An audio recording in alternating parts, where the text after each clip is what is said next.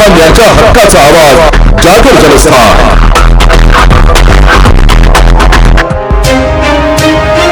धुळे शहरालगतच्या लरिंग गावात झालेल्या घरफोडीचा गुन्हा मोहाडी पोलिसांनी अवघ्या काही तासातच उघडकीस आणलाय।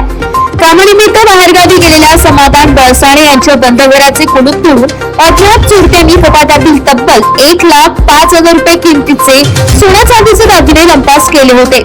या प्रकरणी मोहाडी पोलीस ठाण्यात अधिकृत फिर्याद दाखल झाल्यानंतर घटनेचे गांभीर्य ओळखून पोलिसांनी तात्काळ तपासाची चक्रे फिरवली। तांत्रिक तपास आणि गुप्त माहितीच्या आधारे शोध घेतला असता अलका वाळके या संशयित महिलेने 3 औद्योगिक मुलांच्या साथीने ही घरफोडी केल्याचं तपासात निष्पन्न झालंय। पोलिसांनी महिलेला ताब्यात घेऊन तिची सखोल चौकशी केली असता तिने गुन्ह्याची कबुली दिली आहे व चोरीस गेलेला सर्व मुद्देमाल पोलिसांच्या हाती लागलाय। पोलीस निरीक्षक शिल्पा पाटील यांच्या मार्गदर्शनाखाली पथकाने केलेल्या या वेगवान व यशस्वी कारवाईचे डीवायएसपी राजकुमार उपचासे यांनी विशेष कौतुक केले।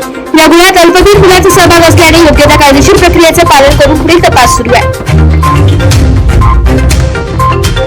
जागर जनस्थानसाठी प्रतिनिधी रूपक बिरारी, धुळे।